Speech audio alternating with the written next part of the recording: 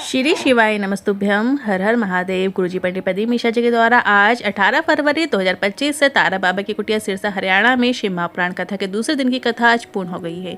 ये 7 दिवसीय शिव महापुराण कथा है जिसे आप 17 फरवरी से 23 फरवरी तक आस्था चैनल यूट्यूब के माध्यम से दोपहर के 2 बजे से 5 बजे तक आस्था चैनल यूट्यूब के माध्यम से देख सकते हैं। आज की कथा रोचक पत्रों और उपयोगी जानकारियों से भरपूर थी। आज गुरुजी ने रुद्राक्ष महोत्सव कुबरेश्वर धाम के कार्यक्रम के में सारणी की जानकारी दे दी है। इसके साथ ही आज गुरुजी ने भटिंडा की शिव महापुराण कथा की भी जानकारी दी है। भटिंडा में शिव महापुराण कथा कहाँ पर होगी उसकी जानकारी भी आपको आज के इस वीडियो में मिलने वाली है। आज की कथा में गुरुजी ने कुल 16 उपाय पत्र उपयोगी जानकारियाँ दी है। सभी की जानकारी आपको इसी वीडियो के माध्यम से प्राप्त होने वाली है। किसी कारणवश यदि आपने आज की कथा नहीं सुन पाए हैं तो पूरी कथा का रास्ता तो आपको छोटे से वीडियो से प्राप्त होने वाला है। तो बढ़ते हैं आज की कथा की पहली जानकारी की ओर। गुरुजी ने कहा, पक्षी के लिए पंख का होना जरूरी है। मनुष्य के लिए अच्छे गुरु या संत का होना जरूरी है। पंख से पक्षी अपनी मंजिल तक पहुंच जाता है और मनुष्य का गुरु उसे उसकी मंजिल तक पहुंचा देते हैं। बढ़ते हैं आज की कथा की दूसरी जानकारी की ओर। सोनिया जी पत्र लेकर आई, लिखती हैं, मेरे बच्चे की तबीयत खराब हुई, डॉक्टर को दिखाया तो डॉक्टर ने उसे ब्लड कैंसर बता दिया। इलाज कराते कराते 2014 से 2020 हो गया। बहुत निराशा में जीवन चलने लगा। 2021 में आपकी कथा सुनी तो लगा बच्चा हमारा ठीक हो सकता है, एक उम्मीद जागी। इसके बाद मंदिर जाना शुरू किया और रुद्राक्ष महोत्सव में पहुंच गए और रुद्राक्ष भी लेकर आ गए और रुद्राक्ष का जल जब मैंने बेटे को देना शुरू किया और इसके बाद रेवाड़ी की कथा पंडाल में सुनी। बेटे ने मंदिर में जाकर जल चढ़ाना शुरू किया, रुद्राक्ष के जल का आचमन करना शुरू किया और बाबा की कृपा से 2023 में डॉक्टर ने कहा कि अब दवाइयों की ज़रूरत नहीं है, कैंसर खत्म हो चुका है, बस रूटीन चेकअप करवा लीजिएगा। आभार व्यक्त करने हम आए हैं। बढ़ते हैं आज की कथा की तीसरी जानकारी की ओर। चौहान जी पत्र लेकर आए, लिखते हैं, मेरे बेटे की उम्र 9 साल की है, उसका शरीर खराब होता चला गया, कोमा में भी चली गई। जिस हॉस्पिटल में दिखा रहे थे उसी हॉस्पिटल में नर्स ने कहा शिवलिंग पर चढ़े जल को देना शुरू करो। हमने ऐसा ही करना शुरू किया। डॉक्टर ने कहा कि आप कुछ नहीं कर सकते, घर ले जाओ। इसके बाद भटिंडा की कथा हमने पंडाल में सुनी और कथा पंडाल की मिट्टी हमने उसके शरीर में लगा दी और 11 ही दिन निकले थे कि बेटा पूरी तरीके से ठीक हो गया है। उसी का आभार व्यक्त करने आए हैं। बढ़ते हैं आज की कथा की चौथी जानकारी की ओर। गुरुजी ने कहा, आपको भगवान से पढ़ी पढ़ाई स्तुति नहीं करना है। मतलब जब पढ़ी पढ़ाई जो स्तुति होती है, रटी रटाई जो स्तुति होती है वो नहीं करना है। जो आपका दिल कहता है, आपको अपने दिल से जो आपके मन से आ रहा है वो बोलना है कि बाबा, हे बाबा, कब आएगा, कब मेरी सुनेगा, तेरा इंतज़ार करती रहती हूँ पर सुनता क्यों नहीं तू मेरी। अर्थात आप अपने अनुसार भी भगवान से बातें किया करें। जरूरी नहीं है कि कोई लिखा लिखाया स्तुति ही करेंगे तो भोलेनाथ सुनेंगे या किसी की सुनी सुनाई स्तुति ही आप दोहराएंगे तो ही भगवान सुनेंगे। आप अपने मन में जो आपको लगता है, अपने दिल से जो निकलता है वो महादेव से बोल दिया करें। बढ़ते हैं आज की कथा की पांचवी जानकारी की ओर। फौजी भाइयों ने एक पत्र लिखा, सभी फौजी भाइयों की तरफ से गुरुजी आपका आभार। आप सभी से हमारे लिए जल अर्पित करवाते हैं। आपके पशुपतिनाथ व्रत से बहुत लाभ हुआ है पर हमको बहुत दिक्कत होती है। हमारे 1 या 2 व्रत ही हो पाते हैं, हमारी ड्यूटी कहीं और लग जाती है तो कैसे व्रत पूर्ण करें, प्रसाद कैसे अर्पित करें। तो इस पर गुरुजी ने कहा, आप तो दुश्मनों का प्रसाद बना दो, बस उतना ही काफ़ी है। और आप कहीं भी बैठकर भगवान का नाम जाप करो, भजन करो, एक दीपक लगाकर भगवान का स्मरण भी कर रहे हैं तो वो भी भगवान स्वीकार कर लेते हैं।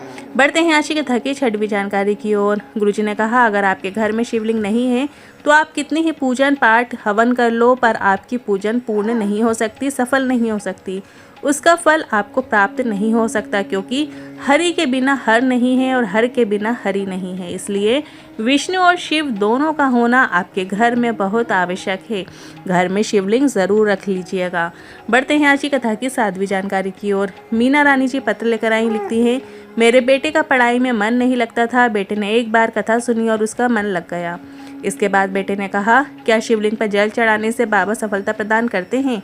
मैंने कहा 4 गुना अधिक मेहनत करो और जल चढ़ाओ, बाबा ज़रूर सफलता प्रदान करेंगे। इसके बाद बेटे ने जल चढ़ाना शुरू किया, उसका पढ़ाई में मन लगने लगा और इसके बाद हम कुबरेश्वर धाम भी गए, रुद्राक्ष लेकर आ गए और वो जल शिवलिंग पर चढ़ाना शुरू किया और बेटे की मेहनत और शिव की कृपा से बेटे की नौकरी लग गई है। उसी का आभार व्यक्त करने आए हैं। बढ़ते हैं आज की कथा की 8वीं जानकारी की ओर। शकुंतला जी पत्र लेकर आई, लिखती हैं, आप कहते हैं कथा पंडाल में की गई कामना बाबा ज़रूर सुनते हैं। मैंने मेरठ की कथा पंडाल में सुनी, बेटे के लिए कामना कर ली और बाबा की कृपा से बेटे की नौकरी लग गई है, उसी का आभार व्यक्त करने आए हैं। बढ़ते हैं आज की कथा की 9वीं जानकारी की ओर। एक पत्र आया जिसमें नाम नहीं लिखा था। गुरुजी ने वो पत्र पढ़ा। 6 से 7 साल से गवर्नमेंट की तैयारी कर रही थी पर चयन नहीं हो रहा था। फिर मेरी माँ ने कहा 4 गुना अधिक मेहनत करो और शिव पर विश्वास रखो। मैंने मेहनत की, पशुपतिनाथ व्रत भी किया पर नौकरी नहीं लगी। फिर मुझे लगा मेरे व्रत में मुझसे कोई गलती हो गई होगी। इसके बाद दोबारा व्रत किया और बाबा की कृपा से मेरी नौकरी लग गई है, उसी का आभार व्यक्त करने आई हूँ। बढ़ते हैं आज की कथा की 10वीं जानकारी की ओर। शिव महापुराण की कथा गीता प्रेस की लेकर आओ और उसे पढ़ो। गुरुजी ने कहा कहीं सीहोर वाला महाराज झूठ तो नहीं बोल रहा। आप स्वयं पढ़ेंगे तो आपको पता चलेगा कि बेलपत्र कैसे चढ़ाने से क्या फल प्राप्त होता है, काली मिर्ची कैसे चढ़ाई जाती है उससे क्या फल प्राप्त होता है, धतूरा कैसे चढ़ाया जाता है उससे क्या फल प्राप्त होता है, इसी तरीके से चंदन भस्म अर्पित करने से उसका क्या फल प्राप्त होता है। आप गीता प्रेस की शिव महापुराण कथा लेकर आओ और खुद स्वयं पढ़ो, उसमें सभी की जानकारी आपको मिल जाएगी। बढ़ते हैं आज की कथा की 11वीं जानकारी की ओर। शिव महापुराण कथा पंडाल में व्यासपीठ की 6 दिनों की बेलपत्र अगर किसी रोगी व्यक्ति को दे दिए जाए तो कितनी ही बड़ी बीमारी क्यों ना हो उसे रोग मुक्ति अवश्य प्रदान करता है। मतलब जो शिव महापुराण कथा होती है, पंडाल में जो कथा होती है, उसमें जब गुरुजी 6 दिन तक जो शुरू के 6 दिन की बेलपत्र आपको यदि प्राप्त होती है तो वो रोग मुक्ति प्रदान करती है। डॉक्टर को भी दिखाओ, जांच कराओ, पूरा ट्रीटमेंट लो और साथ में सरल उपाय भी करो, लाभ ज़रूर देखने को मिलता है। बढ़ते हैं अगली 12वीं जानकारी की ओर। शिव कथा पंडाल में व्यासपीठ के 7वें दिन की बेलपत्र धन के भंडार भरने वाली होती है। यदि आपको बेलपत्र 7वें दिन की प्राप्त होती है तो कभी भंडार खाली नहीं हो सकता। बढ़ते हैं अगली 13वीं जानकारी की ओर। शिव के प्रसाद को खाने का भी नियम होता है। किसी भी देवी देवता का प्रसाद को आप कभी भी खा सकते हैं, पर शिव के प्रसाद को आपको तुरंत खा लेना होता है।